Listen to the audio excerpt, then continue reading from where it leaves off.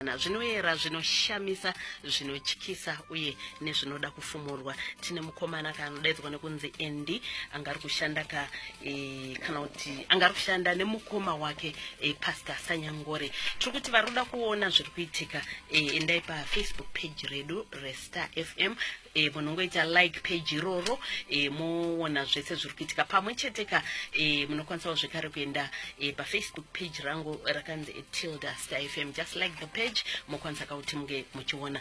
Right, and tataura nyaya yekufamba kwemvura. Wati zvinhu zvakagadzirwa? Yes. Okay. Munoziva kana vachigadzira chinhu chacho panotorwa ndingati green screen.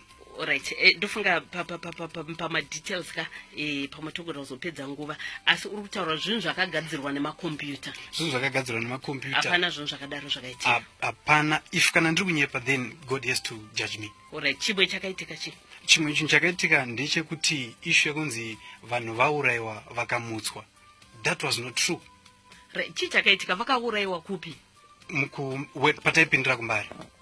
And pane vanhu vakafa. Yes, incident. No, I think if I can remember very well, pane mukadzi anonzi akauya nemwana afa, nditi? That was a lie again. Mukadzi yanenge akaita sei akanenge akabva. Right, this lady vanhu vekuti vanenge vari close to the man of God. Vanhu vanenge vanoshanda mudhuze. Mukaona zvese zvinoitika mukaenda kuchurch kwavo right now. Vese vanoita zvimamiracles, vanhu vanenge vari close. That was a lie. I remember mukadzi akatouya pano vachitesa zvinhu zvokunyeba pamberi paMwari. That was a lie. Mukadzi uyo mwana akatopuhwa, I can't remember kuti chawangori mushonga way wokuti aite dizziness wokuti pamberi pevanhu she appeared like I are dead, and I was shocked. Mushonga wacho achipiwa nani? Namai vacho nema leaders at church ekuti atoita dizziness. Angakura sei mwana? Very young, I think a year or 2 years. Obva uya achiita kunge akafa. Yes. Akatotorwa akaenda paouta vanhu akatochema vanhu akatobuda musozo achinzi mwana afa azomutswa azoita sei, which was a lie. Kana ndiri kunyepa then God has to judge me. Alright, chimwe chi chakaitika?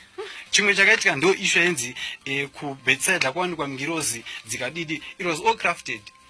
Vakomana akatotora ngirozi pakompyuta kwakuigadzira kwakuita sei kwakuningina. That was not nothing like that never happened.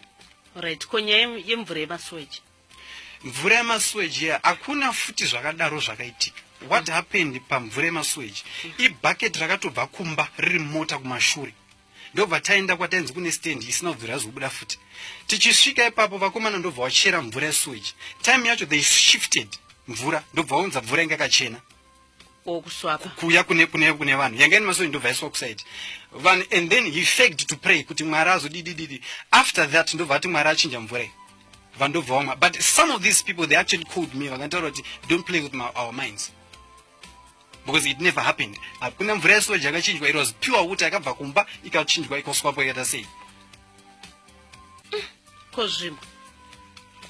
Ndikada kutaura zvinhu zvokuvictory ward kwapazanangore fake ndozandati 70% of zvinhu zvinoitwa kunhingirini zvakafanira kuti kuprofita like heaven online. Iri kutaura video heaven online. There's nothing like that.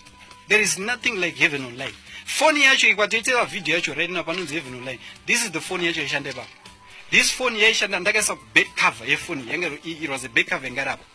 And then ndandakatodzima phone yange yakatodzima that moment. Yange yakatodzima and then ndobva atanga kunyepa achiti phone Mwari andifonera hakuna zvinhu zvakadaro zvakaitika. Hakuna. Kana if there's something that I know my brother doesn't do, my brother doesn't prophesy. I can say say you kudaro pabo mumwe munhu anogona kuyobva taurirwa zveupenyu hwake. Right, what happens zvinenge zvabva ku what happens is kuchurch kwedu what happens is muchurch mwedu mune about 10 guys zekuti mukapinda mutombofungira kuti vakomana munotunga wakaomana these are funny guys, but ivavo ndo church yacho vekuti umwani ngarapa uchipinda muchurch. Let's say kana ukaenda kuma 1-on-1 panofunirwa form raunokonyera wobva waregister. Waregister obviously you're going to fill up your information yako yese.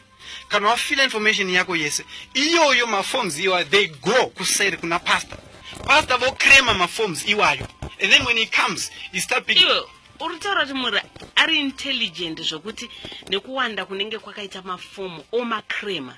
There'll be 15, there'll be 13, probably 15, 20, 10, somewhere there. But anozoziva sei mafaces, anozoconnecta sei names and mafaces. What then happens is kana achinga akrema maface iwayo time yacho tinopa munhu prayer request vanomuya kubesida they know what I'm talking about tinopa munhu prayer request and pa prayer request anogonyora zita andika right iye kana achinga auya akuzoita zvokuprofita vanhu izvi chaanoita achifamba kudari so anotanga kufamba achitaura kunge otora bepa leovhadesa andika atora bepa irano ongopika chinhu one chete chinomupa identification yekuti munhu andaona ndiani zvichikoneta nefomu raamboona rere kana paine zita obva akoneta nezita raamboonawo obva atangotopfeka uchiti kana lese munhu akataura kuti akanyora kuti ndakatorwa 1980 achiprofitwa chinzi ndiri kuona uchitorwa 1980 chinoprofita chinzi ndakaona 1985 une 5 years pane zvakaita 5 years exactly kana zvandikutaura panapa ndiri kunyepa then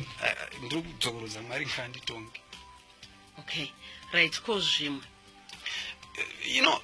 mukutaura like I heard last time zvinzi Patisani aiswa muouta what anzichi Patisani yo DJ here Patisani watoshanda naye pane pangu pouti mune muchingovenga munhu ka uchisingatozive kuti all right anzi Patisani aita sei tofanira kumunamatira kuti asange achinhingirina zvaari kuita izvi enmity yacho yakabva pakuti Patisani akashanda and Patisani anenge achiti ndodawo kuti mundibhadhare ndopanobva ipapo and wese anoita go against us munhu is of the devil all right saka paainzi anamatirwe chii obviously kuti mwari atongi kuti chiiko kufa here no but obviously all right munamato wezvakanaka here kana kuti not zvakanaka because Patisani was our enemy all right Patisani inino ndato ndikatomuonawo ndasingatomufariri but ndasingazii why ndasingatoziva reason yacho ndei andozivo all right saka wati alter kudini outa kungoisa muzita watanga unamata again it's like right now ndotoziva kuti zita rangu right now right now let's pray for this guy mira right alter inenge iri papi outa usually inenge iri mumba it's not something chinenge chiri chi like a little box chine chakatonyorwa outa then obviously like zvandikutaura like zvandikutoita izvi zita randotoziva kuti one ipapa beritori muuta richatoiswa muuta rekunzi endi ngatidididi zvoti ndikatorohwa nemota panza zvoti right kunamata kwataita kweko kunamata kwataita asi pane akambonamatirwa akafa here pane vakambowana zvavakawana here pane vakazosanganawo nezvimwe inyaya dzinotonyebwa papuripeti kuti ndinge ndakamunamatira ndinge akadaiso but I've wanted to find out but ndakazvishaya I've not even found one wacho inyaya dzokutonyebwa dzokuti inini ndenjizva kuti pastor anofadzwa nenyaya yakati ndoenda nditaura kuti baba munhu aya makanamatira azenge arwa nemota ndichida kuti pastor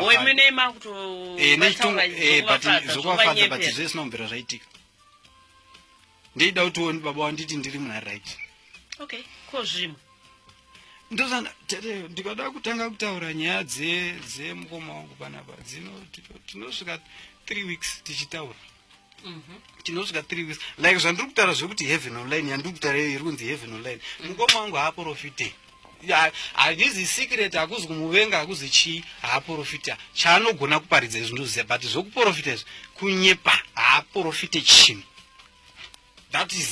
ndo zvinhu zvandikutoningina like this guy akabva I don't know if I am to say a name but akabva to a big church yaakabva okay akabva church ipi PhD okay when he came uko neiyeyu akamudhonza iye wari kundithreaten nawo paakauya munoziva kuti munhu ano alright kana uchiti munhu akabva uko kungo uyo waakongotendeuka this guy ari kundithreaten nawo he came akabva kuPhD with whatever with zvavakanetsana ikoko ndokuchiuya uko kwakuchitanga tatsika yekutanga kutora vanhu in a way aitora neachiuya navo uko kutora vanhu kupi kuPhD achiuya navo uko like iye ndosandati kwedu isusu basically inenge iri nyaya yekuti teida kukurumidza aitora mapartners ane musoro acho anacho anozikanwa kuti ane musoro achiuya nawo uko saka anenge achivatora zvekuti uku kukurumidze kuita mari but isiko futi mari yacho ndo zvacho saka uyu paakauya uyu murume uyu paakauya uyu akatsirwa tsono ndobva aisirwa tsono pasi right mira wari kutaura kuti uyu akauya upi iye akabva kuPhD right chii chakaitika akaisirwa tsono pasi nevakomana pasi pai pasi pemota yake Right. yaakauya nayo ndobvaisirwa pasi pemota yake achidaro kwakuchiti like akasvika ndi unoisirwa mota pasi zvausina iwe uchibuda mota pako uchiendawo kune vakomana vanosvika vachisa mota pasi mutsono pasi pemota pavhire pasi mukati chaimuchaimu vaipedza kuti izvozvo izvo votora information kana achiona zvinhu zviri mukati anoona zvinhu zviri mukati then information iyoyo ndoinoenda kuna pastor time yaunenge wakagara uchiti ndakamirira munhu wamwari pastor vari kuziva information yako netsono pasi then otanga kutoprofita ndikuona pasi pemota yako pakazodaiso zvikazodaiso and then obviously ukaenda pasi pemota bvaonawo tsono iripo unotoshokawo wakutotenda anything that you're told you're bound to do. Why? Because this is really crafted. All right. Shamarika, my messages akawanda arikupinda panapa. Wongu mukoma wako. Chi chaita kuti unge uchiuya kuzotaura zvese izvi. Munhu wese aruda kuziva kuti chi chaita kuti unge uchiuya kuzotaura. Okay. Like zvandambotaura tete ndiri inini ndikafa inini. Handisi kuzoenda denga remukoma wangu. Handisi kuenda denga refamily yedu. Ndikafa inini ndofanira kuenda kudenga kuna Mwari. Ende Mwari uchanditonga kuti zvamaita pasi ndizvo. You understand? Saka andinofana kana ndichenga ndapanapa I have actually went to one of the biggest men of God and I ndika testify zvese vangandiudza kuti you have to repent. Saka hapana chaitika kungotendeuka kwawaita. Hapana kana imwe nyaya yaita kuti uyozotaura. No nothing kutendeuka kuna Mwari wako. Kutotendeuka kuna Mwari and right now I'm actually an enemy to these people. And I don't know something's going to happen to me but I have to repent to God. Right. Iwewe why did you remain there uchiona kuti ndo zviri kuitika chi chakaita kuti urambo uchita uchibatsiro mukunyepera vanhu? It's very hard tete kuti sema mira ndekaita anenge ari mukoma. So decision ndaita ndakutanga nhasi ndakatotanga kudhara ende iyo chakatondudza kuti wakapesera kuita zvawaita kudhara. Okay. But he never knew kuti ndaizviitirei. Inini wandandatoka paunzwa kuti zvinhu izvi zvatiri kuita it's not of God. So right now inini I have repented and I want to seek God, the real God, not this fake God. Right. Saka wangori kushanda here ndoko wangori kurarama. That was the full time. Ndoko ndaita Saka iko zvinochararama nei? I don't know, but I don't know. Okay. Anzi this guy kana ari kutaura chokwadi kuti atendeuka tiri kuti Mwari ngavakudzwe zvikanzaita zvakanaka ataurawo chokwadi chake ndo messages ari kupinda vaumwe wakati okay kutendeuka kwaaita ndofunga nedenga rinofara saka zvauri kutaura kuti hawasi kushanda uchararama nei vamondo kuti tipewo namba dzake mukomana uyu kana pane zvaroda kubatsirwa nazvo tione tomubatsira nei. Right, messages aya vanhu vari kutaura kuti tingakubata kupi uye tokubatsira nei. Unobatika panhamba dzipi nai endi?